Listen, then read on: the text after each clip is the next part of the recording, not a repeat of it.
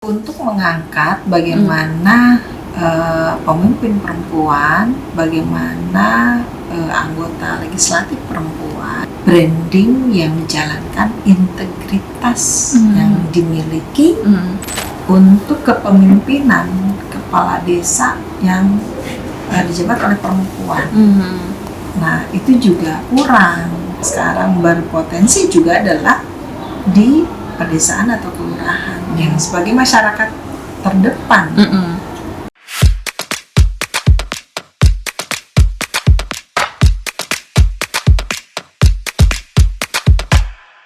Assalamualaikum warahmatullahi wabarakatuh. Berjumpa lagi dengan saya Rustina di podcast Radar Banten. Sobat podcast Radar Banten, kali ini saya bersama Kepala DP3 AKKB Provinsi Banten, Ibu Siti Ma'aninina. Assalamualaikum Ibu. Salam. Semoga nggak bosan dengan kami berdua ya. Nah, sekarang kita akan berbicara sesuatu yang beda, terutama peran-peran perempuan di tahun 2024 nanti. Seperti kita ketahui, 2024 nanti kita akan memasuki pemilu kada dan pemilu 2024 serentak. Nah, ternyata di situ ada peran DP3 KKB untuk menyiapkan perempuan-perempuan yang akan berlaga di legislatif ya, Bun. Nah, kita tanya langsung apa aja peran DP3 KKB untuk mempersiapkan pemilu 2024. Gimana nih, Bun? Ya. Kalau berbicara 2024, ada apa sih dengan tahun itu? Ya kan? Nah, ternyata 2024 itu akan ada pemilu nasional yang dilaksanakan 2 kali. Jadi tanggal 14 Februari 2024 itu ternyata ada 5 surat suara. Ya. Pilpres, pemilu DPD, pemilu DPR RI, pemilu DPRD provinsi, dan pemilu DPRD kabupaten kota. Itu tanggal 14 Februari. Yang keduanya 27 November 2024. Nah, di sana pemilihan kepala daerah dan wakil kepala daerah. Nah, berarti ada 2 peristiwa penting di 2024 yang persiapannya ternyata dari sekarang. Karena 2024 itu tinggal perangnya istilahnya ya. Sekarang kan latihannya. Nah, peran apa saja sih yang dilakukan oleh dinas kami ya? Dinas Pemberdayaan Perempuan, Perlindungan Anak, Kependudukan, dan Keluarga Berencana.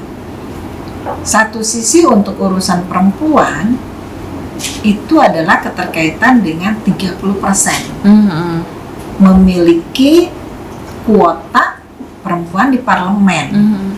Nah, untuk menyiapkan bagaimana perempuan ini bisa masuk di kuota tersebut, ini berarti harus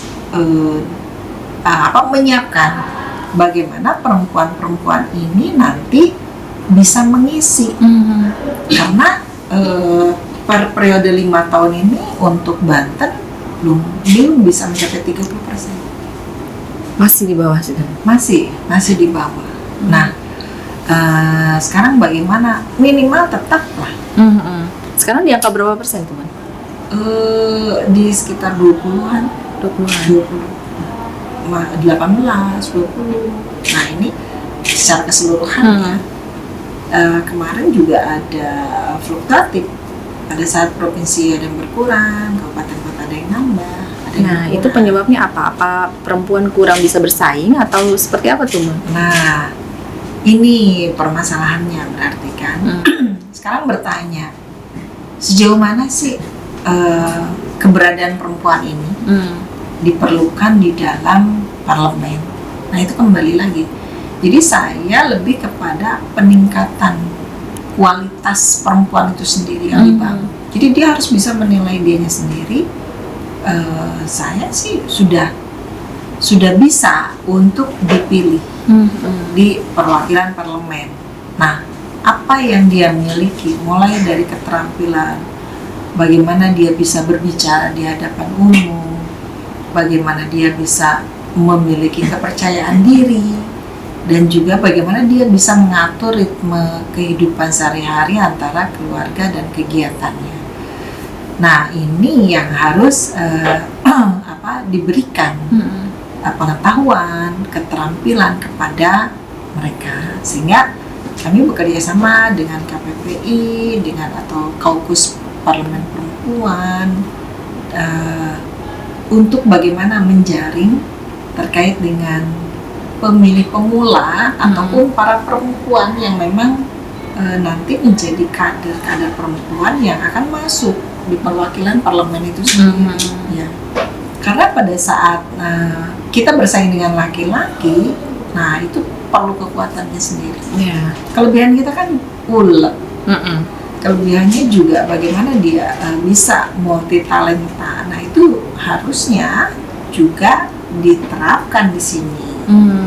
Dan sekarang kalau misalkan kekurangannya bagaimana dia menyampaikan komunikasi, ya salah satu program kegiatan kami ya bagaimana public speaking ini juga diberikan kepada perempuan-perempuan ini untuk bisa menyampaikan komunikasi itu, harapan dari masyarakat, dan juga bagaimana kebijakan pemerintah yang disampaikan kepada masyarakat, penjembatan. Nah inilah yang kita coba untuk bisa bekal dia nanti pada saat dia bertarung untuk bisa masuk di perwakilan parlemen itu sendiri. Nah jadi pelatihan yang dilaksanakan DP3KKB bersama KPPI itu salah satunya tadi public speaking. Ya, public speaking. Public speaking. Udah berapa banyak tuh Bun yang akhirnya dilatih? Ya sudah banyak sih, banyak, dalam arti kata kita memberikan keleluasaan kepada dalam hal ini mitra Kaukus Politik Perempuan, Kaukus Politik Parlemen. Nah itu untuk bisa memberikan dalam hal ini pemberdayaan perempuannya itu dalam kapasitas peningkatan dirinya dia untuk bekal nanti lumayan. Dari dukungan anggaran juga ada khusus untuk bagaimana menciptakan pemilih pemula ataupun generasi perempuan untuk bisa masuk di dalam perwakilan parlemen itu sendiri. Selain public speaking, apalagi tuh Bun yang dilatih? Yang dilatih peningkatan kapasitas dalam hal ini bagaimana dia membuat strategi, bagaimana dia bisa membranding dirinya. Karena kalau dia tidak bisa menjual diri juga susah. Artinya dia harus tahu isu yang sekarang itu apa, dan bagaimana dia bisa menjembatani ataupun dia bisa memenuhi apa yang menjadi kebutuhan masyarakat bersama-sama dengan kebijakan pemerintah, dan juga bagaimana dia sendiri ya untuk mempersiapkan mulai dari kondisi yang ada di wilayah sekitarnya untuk bisa diangkat, dan yang paling penting adalah bagaimana di pemikirannya itu bagaimana mensejahterakan dari masyarakatnya dia sendiri. Jadi kapasitasnya yang harus dinaikkan, keterampilannya, terus juga bagaimana berdayanya perempuan itu sendiri untuk bisa nanti bersaing dengan laki-laki ya. Ini menjadi salah satu poin penting dia sendiri, karena pada saat dia membranding, ternyata hasil dari dia mensurvei sendiri, saya itu si perempuan itu apakah kekurangannya di mana, dan juga perbaikannya di mana, dia yang tahu sendiri. Jadi tidak asal mencalonkan diri, tapi memang harus mempersiapkan diri juga ya Bun ya. Nah dalam 1 tahun ada berapa kegiatan tuh Bun yang dilaksanakan? Dalam 1 tahun kami karena kita berbasis kinerja ya, untuk tahun berjalan ya dalam 1 tahun ini. Dan pelaksanaannya disesuaikan, ada di triwulan pertama, triwulan kedua, triwulan ketiga, triwulan keempat. Nah, bagaimana kita mencoba membuat program kegiatan ini sesuai dengan yang yang dibutuhkan. Nah, ini juga kita bersama mitra itu mencari isu-isu terkini yang harus dia tahu, dia miliki, terutama kalau urusan dengan parlemen. Ya, dia bagaimana dia bisa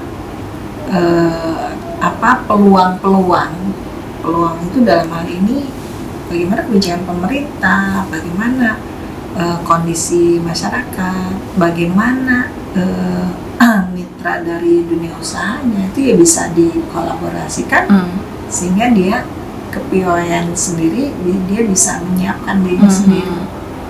Dan hal itu ya harus dibentuk karena untuk mencapai 30% itu ternyata tidak mudah. Kita sudah tidak bisa berkoar-koar lagi, udah manfaatkan itu, amin. Nah, sekarang posisinya ternyata kita harus sampai ke tingkatan desa. Saya sekarang sudah mencoba mengajak untuk kepemimpinan kepala desa yang dijabat oleh perempuan. Nah, itu juga kurang. Nah, ternyata yang sekarang berpotensi juga adalah di pedesaan atau kelurahan yang sebagai masyarakat terdepan. Nah, di sana ya kita kalau menghitung ternyata tidak terlalu banyak dari 1.552 kelurahan desa ya, ternyata yang dipimpin oleh perempuan kan tidak mencapai 30% juga.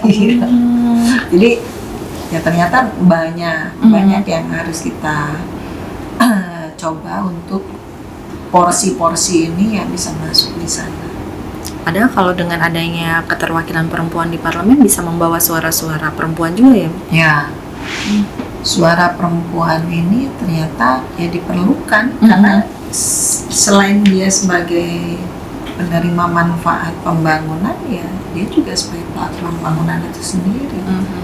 Dan kalau laki-laki sama perempuan itu berbarengan, ya percepatan pembangunannya akan lebih mudah, lebih cepat karena dua-duanya. Sekarang dari jumlah penduduk aja bedanya tipis. 12.145.161 jiwa itu beda tipis. Laki-laki dan perempuan hanya selisih berapa? Jadi kalau yang 5.900.000, 106 juta kan berbeda tipis. Jadi ya harus dimanfaatkan betul itu sumber daya manusia dari perempuan ini. Jadi kalau kita sebagai pemilih juga sebenarnya bisa saja memilih keterwakilan perempuan asal mereka juga mumpuni gitu ya. Ya, mumpuni. Jadi tidak hanya jual kalau perempuan kan ada yang cantik gitu, tapi tetap harus diimbangi dengan kompetensi diri. Ya, betul.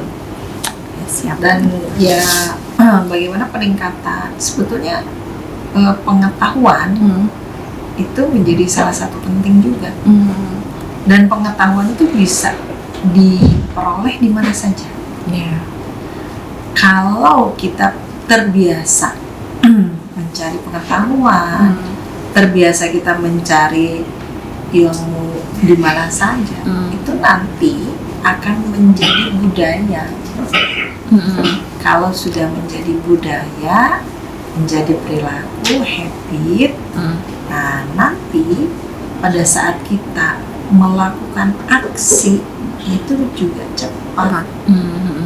Nah, dan pengetahuan itu diperlukan di mana saja. Ya, betul. Di berbagai kegiatan. Jadi tidak hanya menunggu nanti pelatihan-pelatihan yang diselenggarakan oleh DP3AKB, tapi harus meningkatkan diri mandiri ya. Kita mensupport, menstimulus yang pada akhirnya dia sendiri. Nah, ini kembali lagi bagaimana perubahan perilaku dari kita sendiri. Karena kalau tidak dilaksanakan terus-menerus, tidak menjadi budaya, itu juga kurang. Nah, bagaimana menciptakan budaya itu ya kita harus paksakan, harus memaksakan, harus keluar dari zona nyaman, ya untuk kepentingan yang lebih besar. Ya, jadi kalau setiap saat kita berpikir kritis, berkreatif, bagaimana dia harus menciptakan inovasi-inovasi yang dikeluarkan oleh perempuan itu sendiri. Untuk mengejar ke 30% itu kan perlu perjuangan lagi. Nah, bagaimana menginisiasi ini ya harus dia tuangkan juga. Tapi sebenarnya di balik angka 30% itu ada tujuan tersendiri kan, kenapa harus 30% gitu keterwakilan perempuan itu? Kalau di SDGs, Sustainable Goals Development itu di poin kelima itu equality gender 50-50, bukan 30. Untuk mencapai 50 berarti 30 dulu. Nah sekarang kalau kami memiliki mimpinya ya langsung ke 50-50, tapi sebelum ke 50-50 ya 30. Nah bagaimana untuk mencapai 30 itu ya dengan kerja keras, dengan berbagai usaha. Nggak usah berteriak lagi meminta kuota, jalankan saja. Nah harapannya itu 50-50. Harapannya 50-50 ini sudah internasional. Equality gender itu di poin 5. Nah untuk mencapai itu, nah bagaimana ini kesetaraan gendernya, bagaimana seluruh aspek pembangunan itu ya pengarusan gendernya itu jalan. Yang salah satunya bagaimana kepemimpinan perempuan itu, pemimpinan perempuan yang berada di parlemen, berada di profesional, pengambil kebijakan. Nah itu karena apa? Ya Indonesia masuk di dalam ikatan PBB itu sendiri. Dan kalau sekarang kan Mesir sudah dibuka, ya itu karena ada SDGs di yang khusus yang kami ya di poin 15, di poin 5 equality gender, dan di poin 16 inklusi. Jadi gimana kita mau bersaing di 50-50 kalau 30 saja belum tercapai, tapi itu salah satu caranya adalah meningkatkan diri ya Bun ya. Karena persaingan dengan laki-laki itu agak susah ya. Jadi perempuan itu ya mesti berprestasi. Prestasi itu kan banyak. Di keluarga aja dia bisa karena akan menjadi contoh teladan ya. Apalagi di luar itu, dalam ini di masyarakat. Jadi kemampuan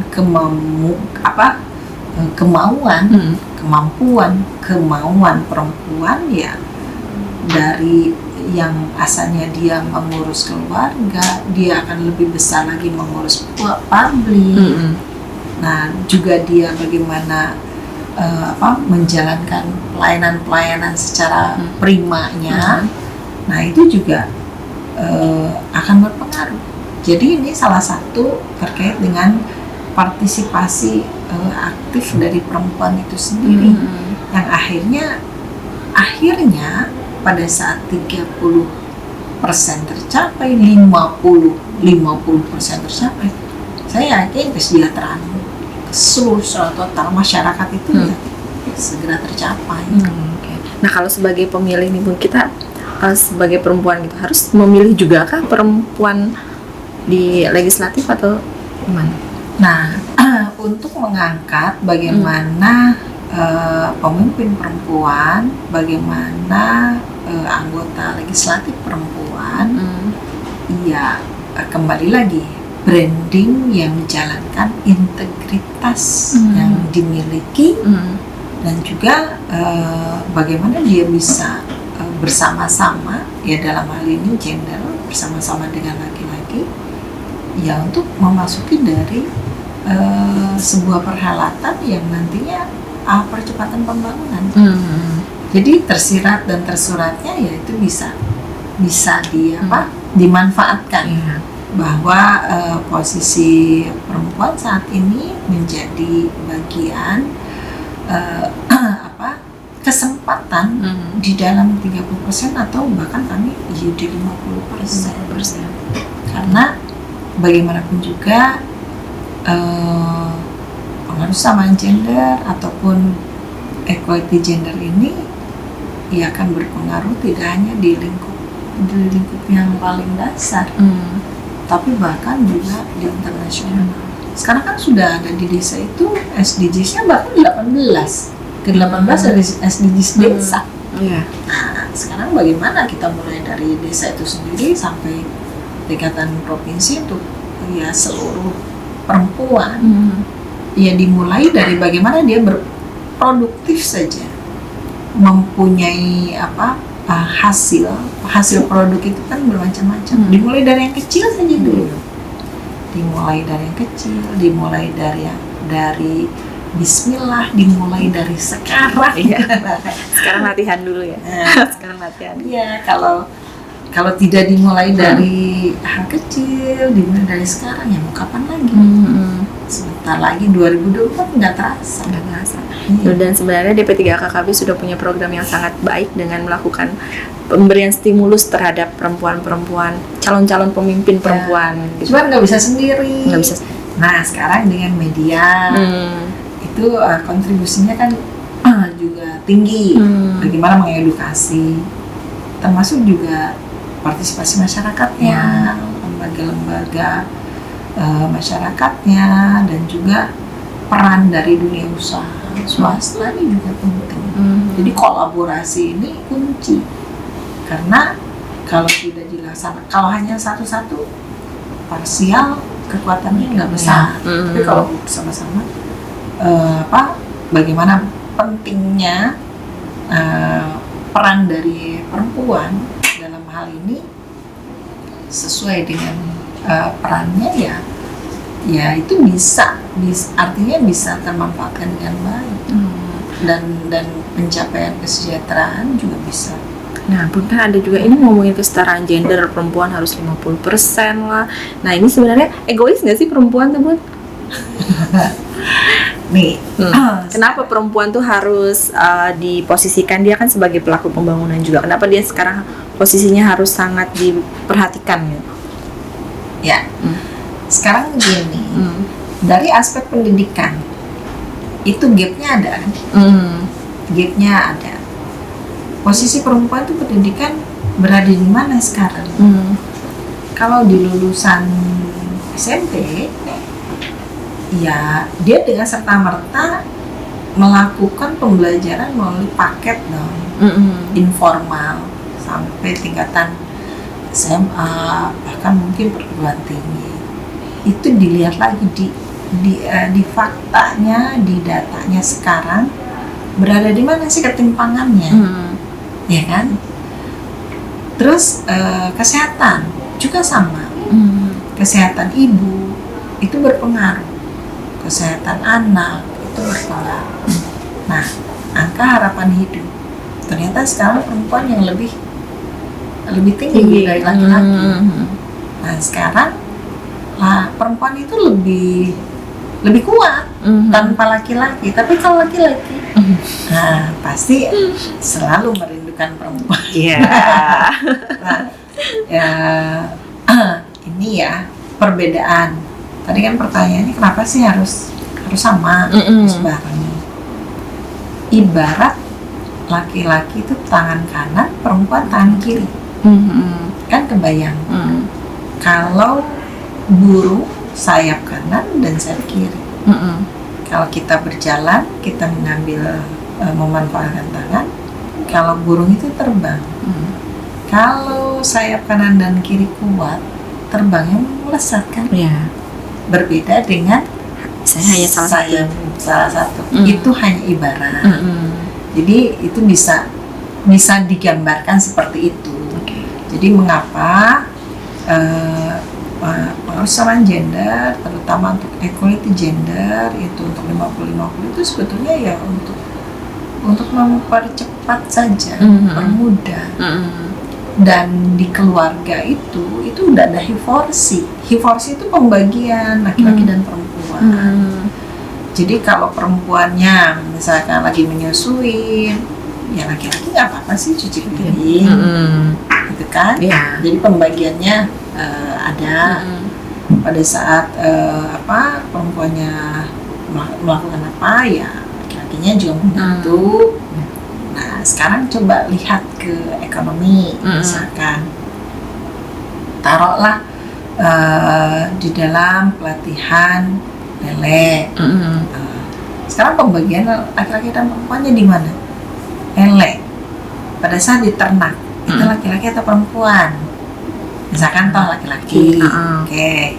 Nah pada saat lele menjadi besar, dimasak menjadi menu, itu yang pas itu siapa? Nah berarti kan memang pembagian itu memang ada. Nah sekarang kalau dua-duanya produktif ini kan bagus. Iya betul. Di satu sisi dia menciptakan menu, dia memasaknya enak dan sebagainya, dia piawai, ini kan enak. Atau dibalik juga bisa sekarang. Perempuan mengurus lele bisa. Laki-laki mungkin memasak, itu bisa. Jadi kenapa ini harus sama? Ya itu mempermudah, mempercepat apapun ya, diberi kesempatan yang sama, tapi yang lebih luas. Nah sekarang sudah masuk ke situ. Jadi tidak hanya satu gitu kan, fokus, tapi ternyata pada saat dikumpulkan misalkan untuk ternak lele, perempuan juga bisa. Dan mungkin kelebihannya dia telaten, dia bikin saja di depan rumah 2,5 meter kali 1 jadi.